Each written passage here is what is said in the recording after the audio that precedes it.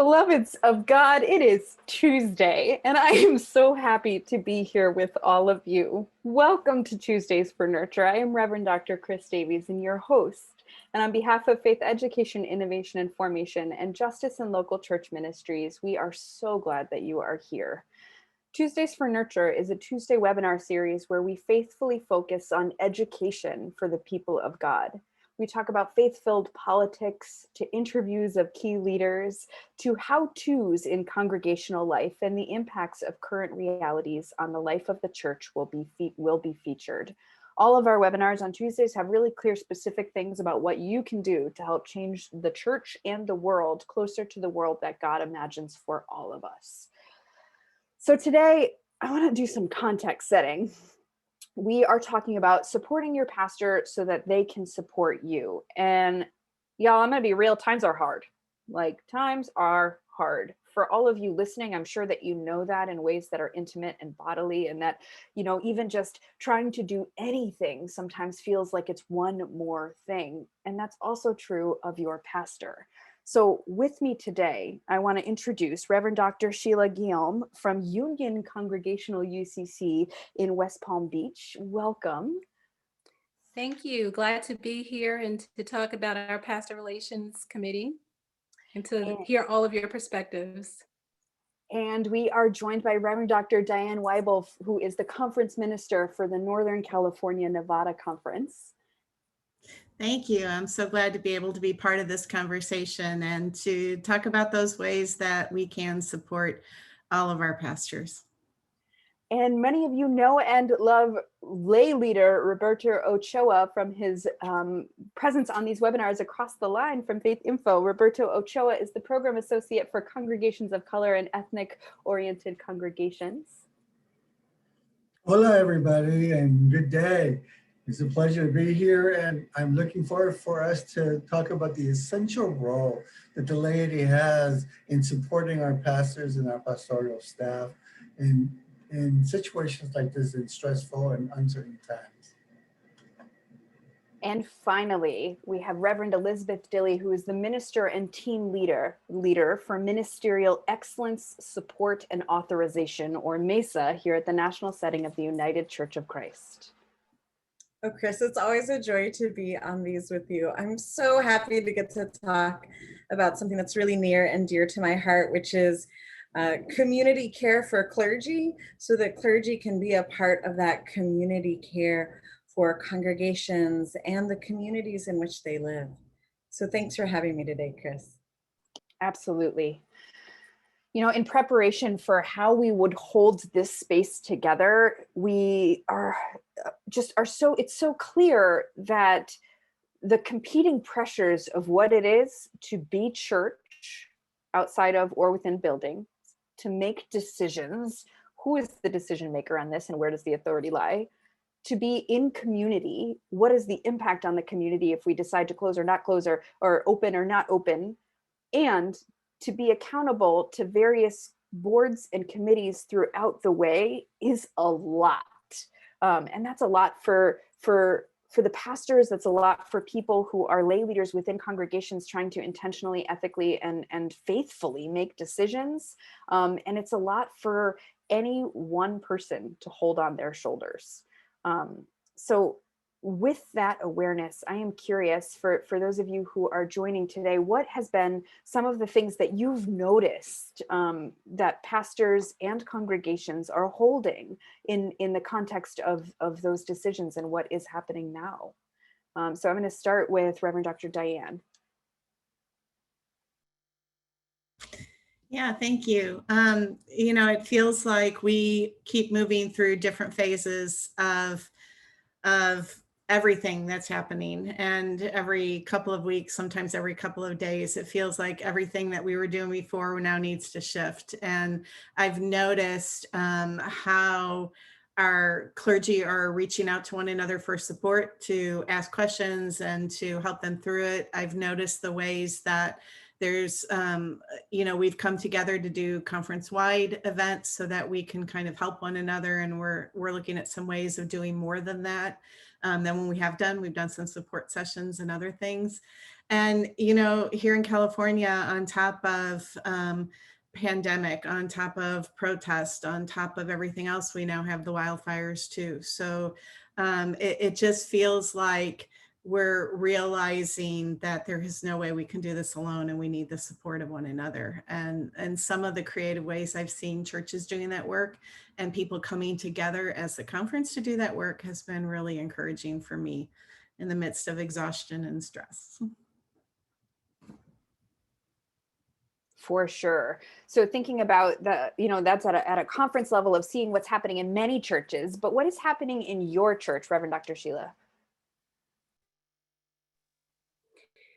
Thank you so much, Dr. Chris. I am very pleased to have a pastoral relations team at my church and my congregation, and have a congregation that is caring.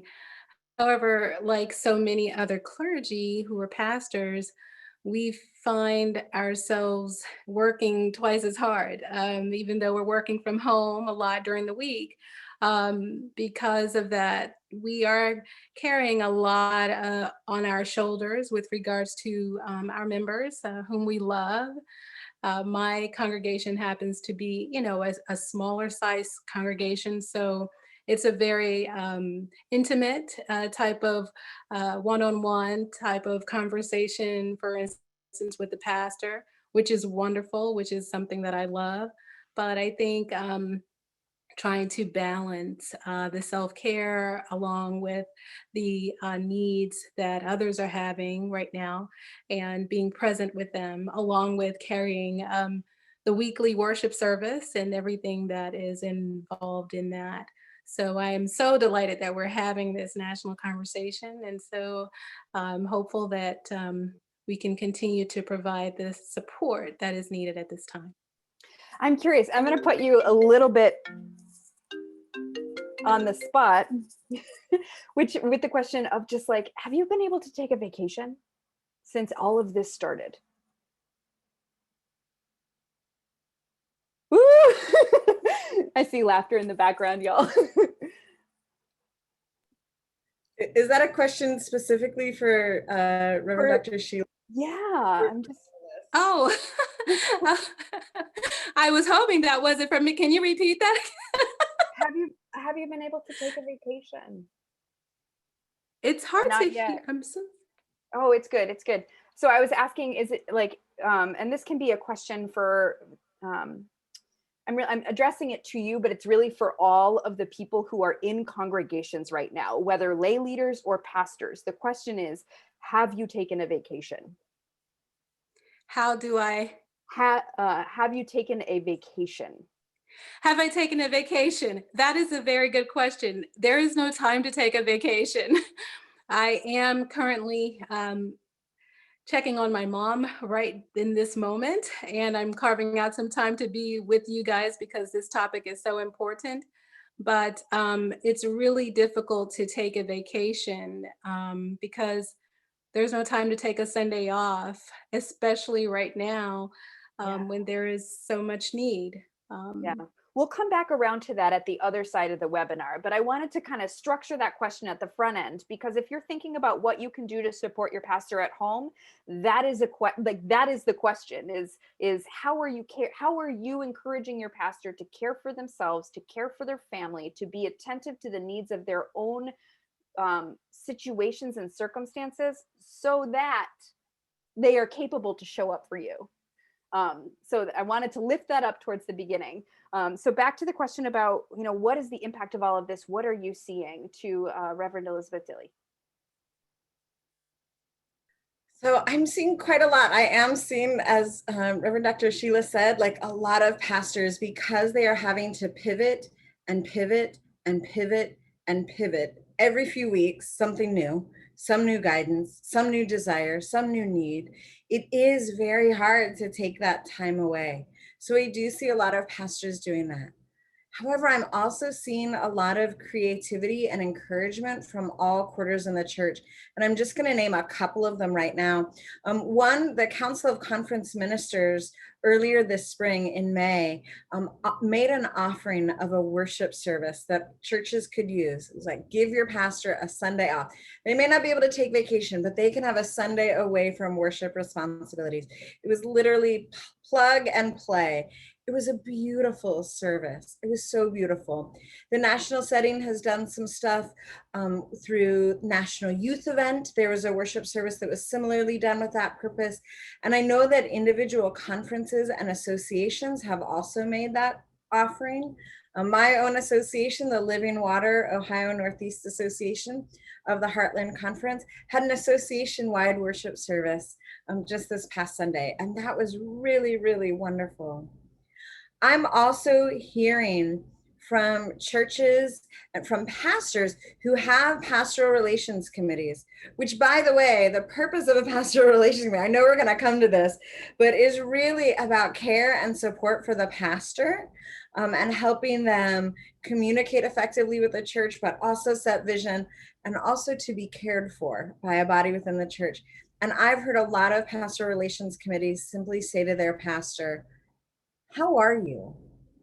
And what do you need? And not in a way that rushes to find a solution, but really is there to listen. And what I hear over and over again from pastors who've had trusted groups in their church say this to them is that even if they can't name what they need, knowing that there are people there who are actually listening to them, listening for that answer, and then trying to supply that need is just such a gift for the pastor, but for the flourishing in the long term of the whole community. And Roberto, I know that you have been a lay leader in congregations often, and I'm curious what you are seeing, from your perspective and experience, and also from your networking alongside congregations across the life of the United Church of Christ.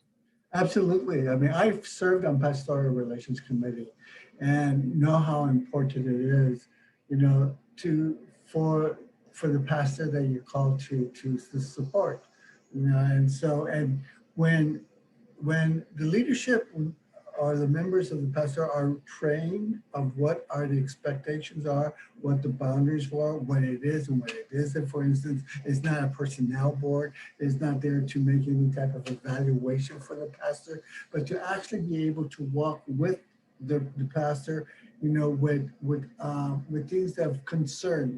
And also the fact that it's not meant to be a catch-all for complaints, right? As we heard this complaint, that complaint. So well-trained, and since most of these members, if not, I would say 90% plus, are lay folks, then it's really important that there is some period of training, that is offered, for these kinds of committees.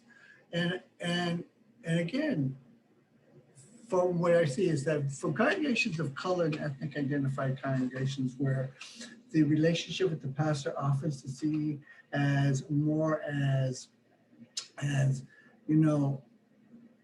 this is our leader. This is our leader based on cultural understandings of what pastors are, because they're usually very considered distinct.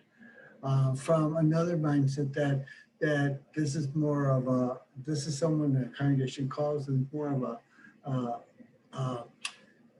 an employee or staff. And so sometimes those dynamics are different. But what I find is that still, I haven't, in my experience when I talk to guys, of course, pastoral care is really of essential importance. Knowing that we take care of the pastor is able to take care of us. Sometimes it's just how we get there. So I'm glad about this conversation, because I think, we forget that we put so much on our pastors that we have to realize that we have to take care of our pastors beyond making sure that they're fairly compensated, making sure they're housing, family issues, giving them time for what does it mean? Because sometimes I think lay folks in the corporal world, secular world, self-care is still something that we still is not well understood. So as you're talking, Roberto, there are so many questions coming in about PRCs, which is great. We are going to talk about Pastoral Relations Committees next. The first is, and I know Reverend Elizabeth Dilly did a lot of background work talking to PRCs across the country and pulling together this resource. It's called Assure Foundation. It's available on UCC Resources, and it is an incredible compilation of the work that she and the Habakkuk team had found as alongside as a companion for the manual and ministry.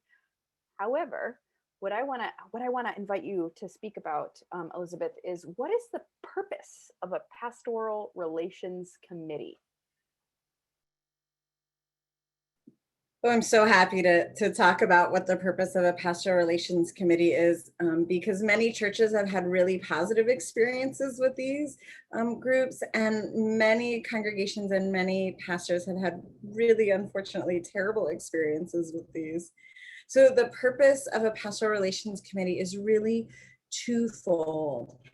It's a confidential place to offer support for the pastor, both in their ministry in the congregation and in their whole life as a person.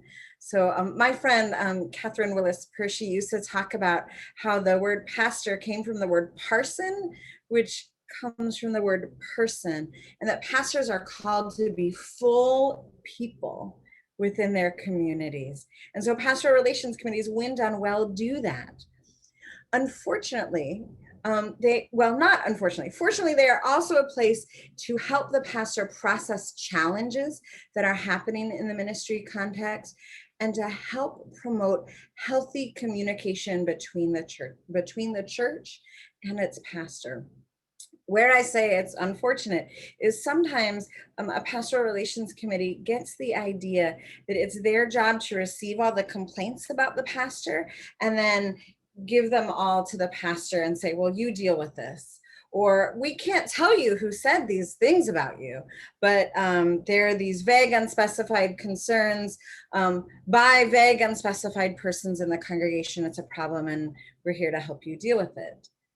That's not healthy. So the purpose of a pastoral relations committee when it comes to conflict or difference or communication is to really promote the flourishing of healthy communication practices, most often direct communication processes. So that if I have a problem with my pastor and I go to the pastoral relations committee, they might say, great, I hear this is something that is really challenging for you. I encourage you to go to your pastor and tell her that directly. Would you like me to go with you when you talk to her about it? Would you like to put it in writing so that we can process it? The purpose of a pastoral relations committee is not to process anonymous concerns or to be the pastor's criticism committee, but to really be a trusted group that the pastor can turn to when there are challenges to help strategize. How do we move forward?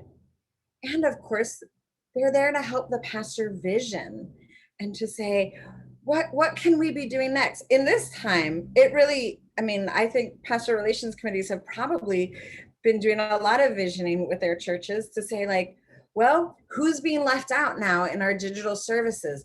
How do we reach out to them? Pastor, how can we support you in getting that care to folk?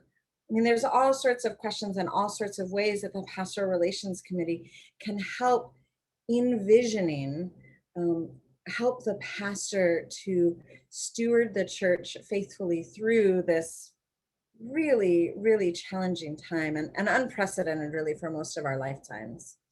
So those are some ways that they work when they work really well. I've seen a couple of questions in the chat, like what happens if a church won't hold that? I would encourage you to talk to your conference staff with those sorts of questions, because they're the great resource for you. Yeah, I actually want to add a little bit to that. One of the things that I often tell churches is that the Pastoral Relations Committee really works both ways. And some of my churches have even said they've changed the name to Parish Pastor Relations Committee, because that two-way feedback to allow members in the congregation to share things, not anonymously, you're right, but to share things in a way that then can be in discussion with the pastor and those trusted members on the committee, that both the church members have trust in the members on the committee, and the pastor has trust in the members on the committee, so that open, honest, transparent conversation can happen is super important. And I've had churches that have told me, well, it's the pastor support group. And it's not. It's the support group for the ministry of the church. And it's such a vital opportunity for people to bring concerns, vision, thoughts, how can we do this better, and to allow healthy communication to happen in the congregation. Just to add a little bit more to that, I think that was great. We have, towards the beginning of my being at Union, we decided to put in our bulletins, newsletters, what a pastor relations team is and what it does. And it does both of those things, both supports the pastor as well as the membership when they have ideas or concerns or thoughts. And that was really helpful because people really felt empowered and felt that there was a way to go about expressing a concern. And it's been really good through the years because we've been able to address things before it turned bad. And I think that, in terms of whichever position it was on, from my end as a pastor or a congregational member's end, it's nice to have a team of people there in place, and for the membership to be educated in terms of what it means and what it's all about. So I think that's critical, particularly because anytime a church starts to think about strategic planning or what do you do, or a major decision is to be made, what happens is that it brings up all of the other major decisions that church has made, and all of the ways that those processes have gone bad. So this may sound recognizable to many who are listening, because what happens is once you start to lift up the carpet, then you see all of what's underneath it, and that's normal. That is what's happening. And one way that your church can continue to support both your pastor and your church communication as a whole is to have clear behavioral covenants. And this is absolutely related to a pastoral relations committee, because a pastoral relations committee can be the epicenter of triangulation. Pastor, we want you to tell pastor this to what Elizabeth was saying earlier. Oh no, pastor, I can't tell you who said that. Like that's not, one of the things we say often is anonymous feedback is not helpful feedback, because then it cannot be addressed. The pastoral care need underneath the feedback cannot be attended to. And then your pastor can't do the job that they're called to do. So when thinking about the Pastoral Relations Committee as a place where some of that can go before it gets bad, it also can be a place that then can activate in some of the behavioral covenants that you and your congregation have worked out before you need them. And that can be done at any time. It can be done, in the midst of conflict, before conflict, after conflict. And it can sound a lot like, let's talk about how that happened and talk about how we can do it better. Or this is going to be a hard conversation. How about we put some guidelines in place so that we can have this conversation with integrity and with care for each of us as whole human beings in the midst of it. Anyway, I love some behavioral covenants, because I think having the conversation about how we will have the conversation is just as important as the conversation that is to be had. So with that in mind, I'm curious what other thoughts those of you who are bringing your wisdom and leadership into this can bring as well. And I do want to mention that a good resource for behavioral covenants is Gil Rendell's Behavioral Covenants in Congregations. It's a great book. It even has how do you make this happen, little curricula at the end that you can do with groups. So anyway, behavioral covenants to the wisdom leaders upon this call. What say ye? I want to jump in here with, I think that one of gifts of pandemic, if we're able to look at it as a gift, is the time and space for us to have conversations about how to be church. And I think that, working on those behavioral covenants and also working on how do we show up. I think it's common knowledge that there's a lot of stress out there and people are not always showing up at their best because they're tired and they're filled with anxiety and so much is going on, things that we don't even understand. And to be able to say, this person, I'm not taking this personally. They've got a lot going on, just as I've got a lot going on, and I see that all around me, allows us, especially as leaders in the church, pastoral leaders and lay leaders, to kind of show up in a calm presence that is going to help reduce some of that anxiety to enter into conversations. And the conversations that are happening on Zoom, especially when our churches have said, okay, look, we know this pandemic is going to last a long time and it's not going to be safe for us to open as a church, open our buildings as a church for a long time. So how do we be church? The building might be closed, but the church goes on. And so rather than spending time every week about, is it time to open? How are we going to open? What are we going to look at? To be able to say, okay, that's not going to happen for quite a few months. And how can we be looking at what it means to be church and inviting us into these conversations where we're open and authentic with one another is exciting to me when it's happening at its best.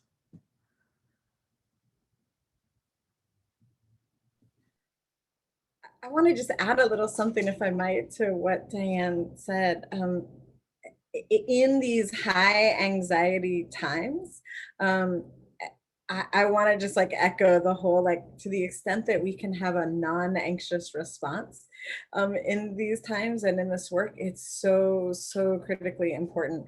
I've had a couple of times where churches call me or their pastors call me because now in June or in August, in the middle of a pandemic, this is the time that they have decided that we are going to do evaluation of the pastor's ministry. We haven't done it for the last 3 or 4 years. This is the time, and oh no, this is not the time for that. I'm in the background no. Way to add another stressor. Exactly, especially if there has not been a regular process of evaluation, especially if there is not a current job description or call agreement, or even a behavioral covenant, which really articulates the ways that people are called to be in relationship with one another. If this is a time and there's a heightened sense of anxiety, this is the time to root in to our spiritual practices. If a church doesn't have a behavioral covenant, it's a good idea to think about, how do we want to communicate with one another? How do we make decisions? In addition to the really excellent resource that Reverend Dr. Chris mentioned, Gil Rendell's Behavioral Covenants in Your Congregation, Assure Foundation also has a brief piece on behavioral covenants with some samples from UCC churches and other organizations. We did rely heavily, of course, on Gil Rendell's work in creating that.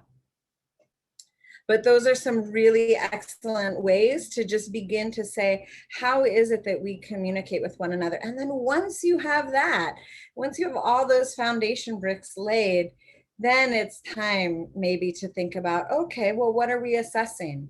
Is it just the pastor, or are we assessing the ministry of the entire congregation right now? Because Reverend Dr. Sheila is not the only person doing ministry in or at Union Congregational UCC. I've been there. She is not the only person doing stuff there. The whole church is. And so if we are gonna do this sort of assessment, and again, now is not the time, but when that time comes, let's assess the whole ministry altogether. Let's set goals as a congregation and then move forward in figuring out how to assess those. I don't know if there's anything that you want to add to that, Reverend Dr. Sheila. Well, I'm glad that you mentioned that. We did that about 5 years ago, actually, and it was fantastic. I think, of course, behavioral covenants are important. We did that, and assessing the entire congregation. But I do want to add an important point for those who might be listening or who may be in a similar situation with regards to the elephant in the room, and that is the church is changing, and it's changing in ways that will likely impact the pastor, and will likely impact the wider church because of a decrease in funds. There's been a lot of creativity, a lot of the work that I've been doing. I haven't been able to take a vacation, but thankfully I've been able to carve out some sacred space for myself and some mini Sabbaths. But the reality is, with job loss at 10% in our nation, it is impacting the people who sit in our pews. And I think that as we talk about how we are in covenant with ourselves, and how we have a pastoral relations team, I think it's imperative to talk about how we go about discussing this reality in many of our congregations, and how we do so in love, and how we might do that with care to the situation that might be taking place around the country and impacting the church in a real way.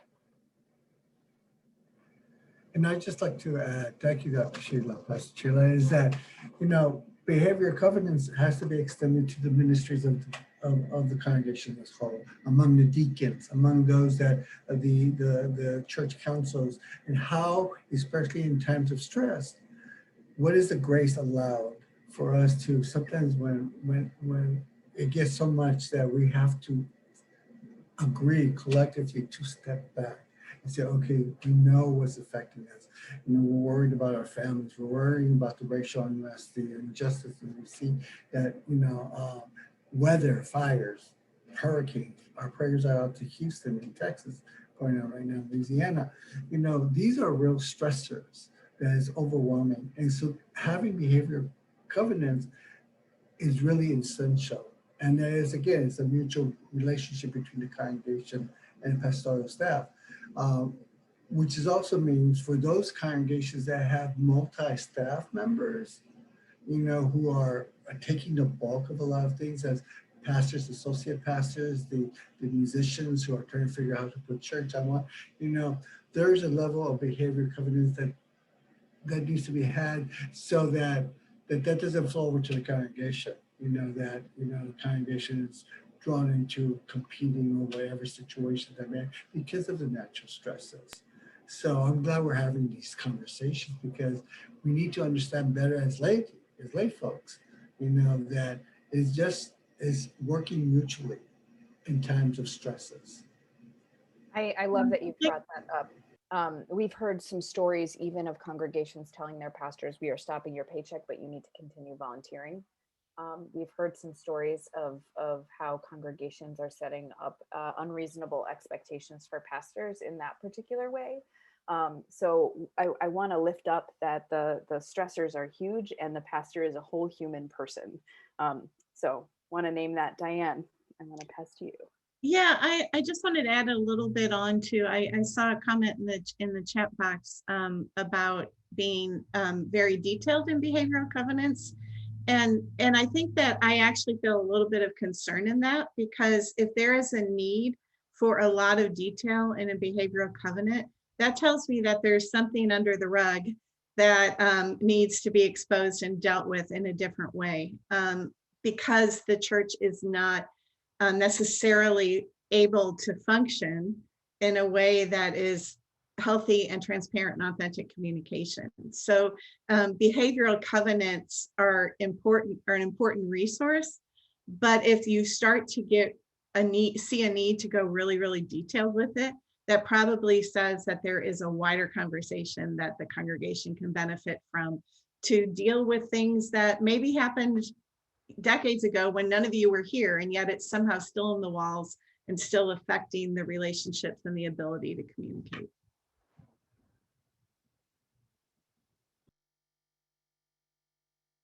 Oof, we're talking about some heavy stuff. And this is heavy stuff, because when there are stressors on all of us, like what the pandemic is, people communicate with the highest form of communication they have access to. And sometimes that is just critique. Sometimes that is, oh no, pastor, you cannot wear that shirt during worship because I am distracted. You know, sometimes it is, oh no, pastor, like I really need you to make sure that the technology is on point. And all of these pastors, all of us are like, oh, you know, in my training, I didn't expect to also be a talk show host and, you know, a digital editor and organizer of communities and the only person who knows where everyone lives without much support. And this like jack of all trades has become a task that one person literally cannot do. And many pastors are telling ourselves, I'm putting myself in this category too, y'all. Like many pastors are telling ourselves, I need to do this. You know, and one of the things that we often say consistently is somebody else already died for this. Somebody else already died. This is our faith. This is our faith. And our faith has gone from 2,000 years till now and more. And our faith will be here for my great grandchildren when they have an access to connect with the gospel. It may not look like what it does now, but they sure are going to know Jesus. Ooh, I got on my preaching pants. Elizabeth, I saw you nodding in with something to say. I was actually nodding in deep encouragement for what you were saying and deep encouragement for you putting on those preaching pants. So, yeah, you know, this is, I feel like a lot of what we're doing in this space consistently is talking about what are the resources that you and your congregations might need in this time, in this way. And we're really interested to hear about that back from you too. So you've all gotten an email from me. You're welcome to email me and say, I really want to know more about X, Y, or Z. And we're going to talk about that more in September when we've planned it out. And constantly saying, it is hard out there. Be gentle with yourselves. Know that we are experiencing a collective trauma that will impact how we live the rest of our lives, period. That is a truth. And that's a truth not only for you in the congregation, but for any of you in leadership positions within the congregation. How your congregation functions will never be the same. And for you as pastors in congregations, how you pastor will not be the same. So we're going to shift a little bit to talk about clergy well-being. And we had some extensive conversation with, well, you know what, Elizabeth Dilly, I'm going to pass to you because I know that you can intro this much better than I can. oh, sure. I'm glad to do that. So just last week, we had some really excellent conversation with the executive director of the Wisconsin Council of Churches, the Reverend Carrie Parker. Side note, if you all are not following the Wisconsin Council of Churches on social media, and you are obviously an active social media user, I cannot encourage you to do that more. Like, please go. They are doing some really amazing work following the science and the faith around everything related to COVID-19 right now. And they are doing some phenomenal work. Our conversation this last week was to get a preview of the survey results that they just took over the last, I think it's about 6 weeks in Wisconsin, that highlighted some really, really interesting trends. I'm not trying to steal their thunder. The executive summary is available on their website. And we are so grateful that Reverend Parker was happy for us to talk about it here today. And they will be having a webinar on Thursday to go through the entire 16-page report, which will then be available on their website. But two things really struck them and really struck us. And that was in the survey of about 430 ministers in Wisconsin from a variety of Christian denominations. 10% had their jobs threatened as a result of this, or had lost their jobs as a result of this. 25% of people in this survey were seriously considering retirement or leaving the ministry altogether as a result of what's happening in the pandemic. I have every reason to believe that those numbers would probably be consistent on larger scales. In the United Church of Christ, more than 50% of our ministers are over the age of 60. So they're already in high-risk groups in the United Church of Christ. And when congregations are saying we have to come back and meet in person, but it's not physically safe for their pastor to go because they're in at least one high-risk group, that's a real challenge. And it's impacting our ministers now and our churches now. I think there are likely to be other reasons why people might be considering like leaving the ministry or of taking retirement in this time. But I do think that the pain and the challenge and the not being tender with one another in such a tender and hard time has something absolutely to do with that. Our churches are under incredible pressure, and so our pastors, as the spiritual and sometimes practical leaders of those organizations, are also under incredible stress. So how do we hold each other tenderly and move forward in grace and possibility? It is a real challenge.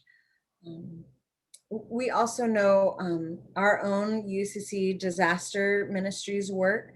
They've done lots of work over the long term in disasters nationally and internationally. And they really do talk about how common it is following some major incident within a community for there to be a lot of pastoral turnover in the 2 years after that. The real challenge for us is we're all in it. It's not just one community where there was a tornado or a mass shooting. It's the entire country, the entire world. We're all in it. And so we are going to be in these choppy waters for some time to come. And the only way to get through it together is relying, right, on our Savior and caring for one another. Yes, asking for accountability and expecting accountability, but doing so in ways that promote the flourishing and care of everyone involved. Lay people, lay leaders, lay folk, and our clergy. We have the sisterhood of the, oh, I'm sorry, Chris. I was just going to say we have the sisterhood of the traveling preacher pants. It's all good. I mean, this is a place where, you know, I love this work. I love the United Church of Christ. And I am seeing how hard it is for folk. You know, we all are. And I think that when we are able to communicate with our heart and do so in a place that is disconnected from, you know, the anxiety of sometimes it's the small things that there is control over. Sometimes it's just those tiny little things that we have control over, and it ends up being a nitpicking of the Zoom service that the pastor led on Sunday, when that's the only feedback that pastor got. So seeing each other as whole human people, including the pastor, including the lay folk needing care, including the ways in which we have articulated and constantly are reevaluating the boundaries that we have around COVID-19 as a community, because we are. I mean, if you are like me, I'm like, well, how do I do this well today? Then these are conversations that are ongoing. I'd like to, go ahead. Go ahead. I think if everyone listening here were to think of who are 2 or 3 people that they can reach out to, if you're a lay leader, who are some members in the church or people on your church staff that you can reach out to? If you are a pastor, who are some other pastors that you can reach out to? And you know, I saw a comment about buddy care for one another. So who are the people that you can give a call and say, hey, I'm thinking about you. How are things going? What kind of support can you give? And the more that we can do that, I know for me, when I'm able to do it, it has a huge benefit on me. And I hope it's helpful to the people that I'm reaching out to. And I want to express the fact that for those, because there is a growing trend of lay-led congregations that have lay licensed ministers or lay-led pastors, or who are, because before coming to National, I was the pastor for 7 years for a congregation that was not in a position to be able to have someone ordained. And to those of you that are leading congregations as lay folks, that you are entitled to the same, resources as our ordained or clergy folks. Contact your association, contact your conference for that type of assistance, so that we can work mutually for whatever it is that is there. Often I think lay pastors don't think that they have the same access, and therefore that sense of isolation is deep for either they're going to an MID, which is a member discernment process. They don't feel like they're entitled to those resources, but what the reality is, because of our love, and often the congregation is going forward because of the love of the ministry that they have for their communities, they've opted to continue this. So I would encourage you not to be afraid to reach out to your association and conference staff, especially for, like, I'm seeing a lot of stuff about mental health and well-being and suicidal stuff, because a layperson who are finding themselves in this leadership, finding the tension of both worlds, know that the resources are there. Seek them. I just wanted to share that as well.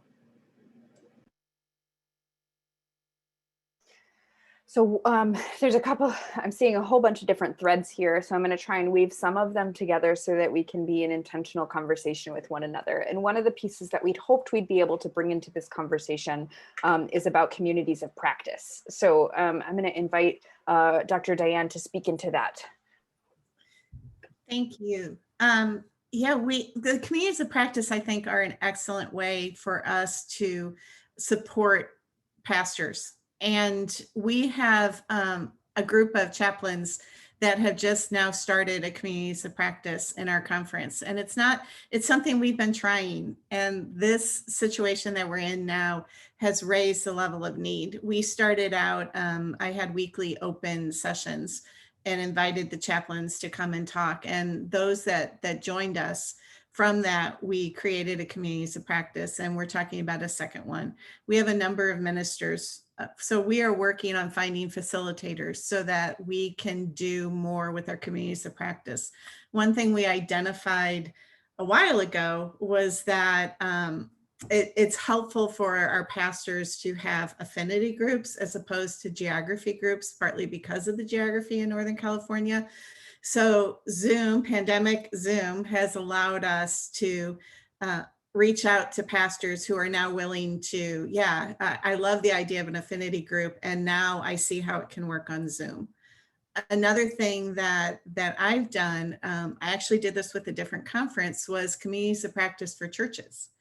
And we finished a 6-week series, 2 different groups that we did. It was a 6-week period that ended right before the pandemic started and the shelter-in-place orders went into effect.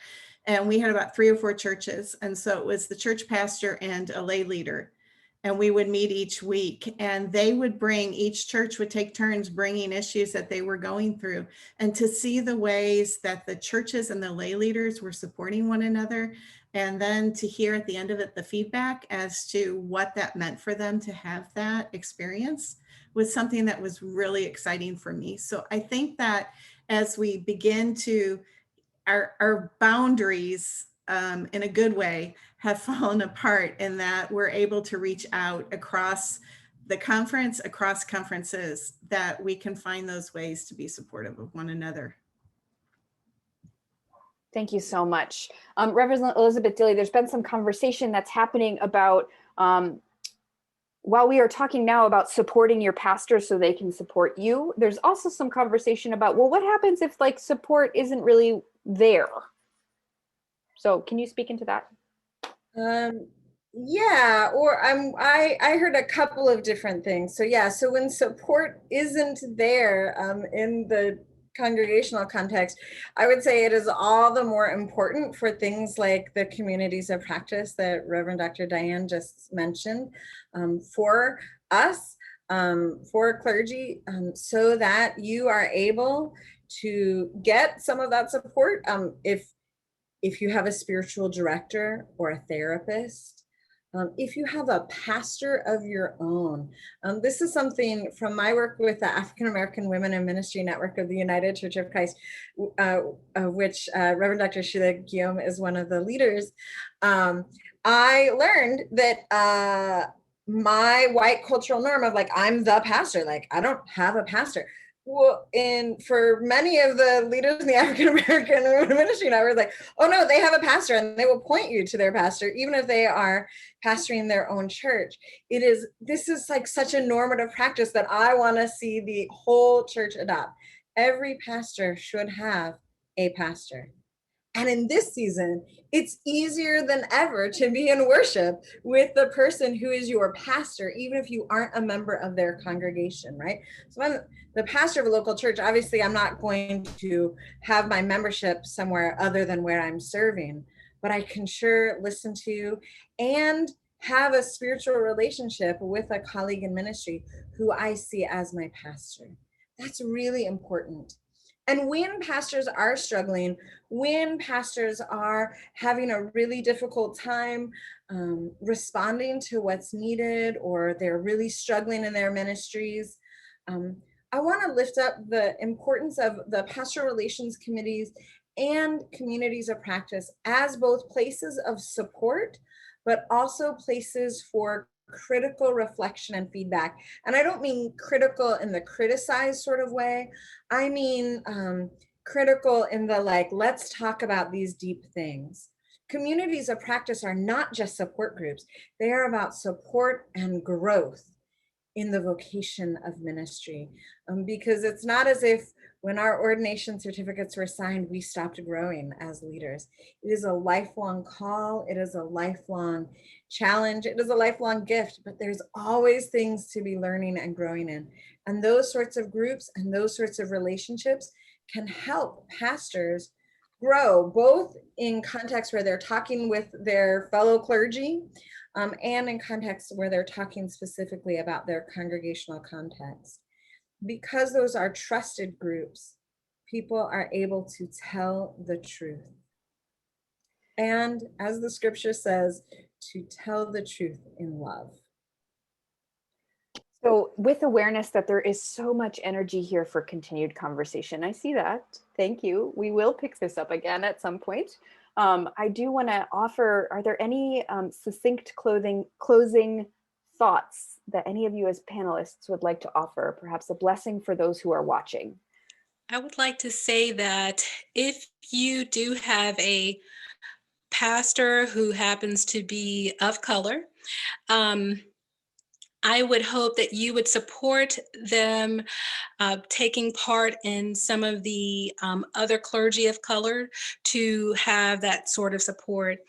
As a leader in the African American Women in Ministry, it has been wonderful to have the sister circles, especially during this time. And we're even having an online event in the fall. But I think that having an additional support for clergy of color is really good and very important, and it has been for me. So I encourage you, if you're lay leaders out there, or if you are clergy of color and you have not been a part of it, to please support it, because it has been beneficial to myself and others. So I just want to make sure that is shared as well. And to also thank the UCC for being such a leader and supporter of this type of ministry. I definitely want to echo Dr. Sheila. I belong to a community of practice of clergy of color, of male pastors. And that is really essential for my growth within my job and my outreach. And yes, supporting these affinity groups, is really important. So I'm glad we brought this up about that. Yeah, and I think in a closing thought is that there's nothing easy about this. One of the pastors in our conference said at the very beginning, it was like building a plane while we were also trying to fly it. And there's nothing easy about it. We didn't learn it in seminary. We didn't learn any of this in seminary. We haven't prepared for it. So in some ways, we're all in this together, learning from one another and finding ways to support one another. And that critical reflection, that deep relationships that we can make with one another, to have those conversations, to find those ways to understand where the anxiety is coming from and be honest about it, so that we can then de-escalate the anxiety and really have some conversations that are helpful. I think those are some of the keys in how we be in relationship with one another, to find some pretty amazing ways to be church in this time. If you are a pastor in the United Church of Christ, know that you are being prayed for every single day. If you're a part of a congregation of the United Church of Christ, know that you are being prayed for every single day. This is hard. This is harder than we ever imagined it would be. Diane used a great image of building the plane while we're in the air and flying. I heard somebody else, quoting somebody else, so it's like third hand at this point, say, first we thought it was a rainstorm, then we thought it was a season, and now we realize we're in like an ice age. So things are changing irrevocably. But by the grace of God, we are being filled with what we need in order to be the church and to do church in this present age. Beloved, know that you are held in love and prayer every day.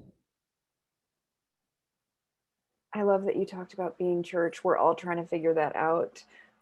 If this has mattered to you and you can be a part of our church, this is now the call to offering section. You can help support the ministry of the United Church of Christ National Setting by donating into the annual fund and texting UCC to 41444. That's UCC to 41444, and it's also down there.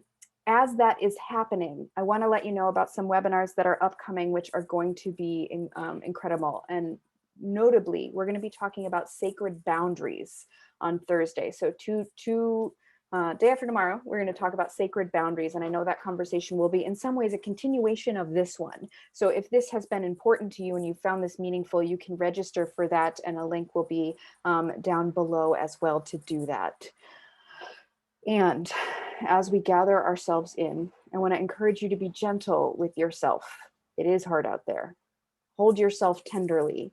Hold yourself in the arms of the divine, who knows you as you are and loves you so much that they are encouraging you to be even better in sometimes. And that's okay. As we're closing, I want to invite Reverend Dr. Diane Weibel. Will you please close us out in prayer? I would love to. Thank you. Let us pray.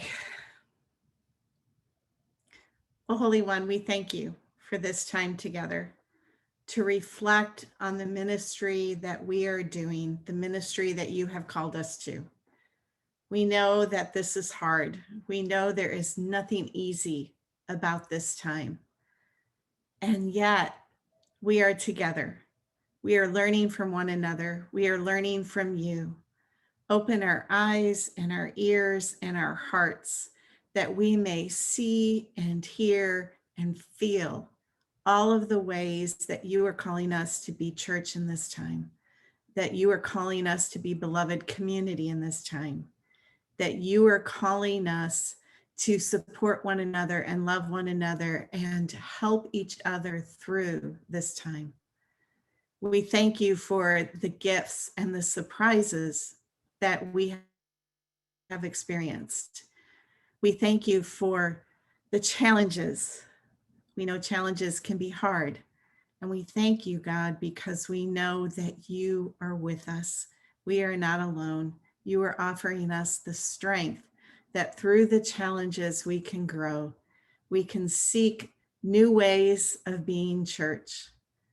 The church may have left the building, but the church is alive and well.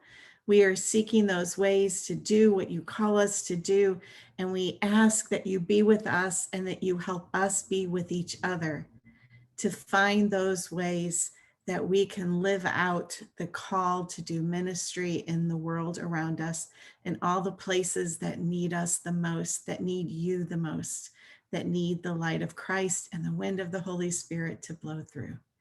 In Jesus' name we pray. Amen.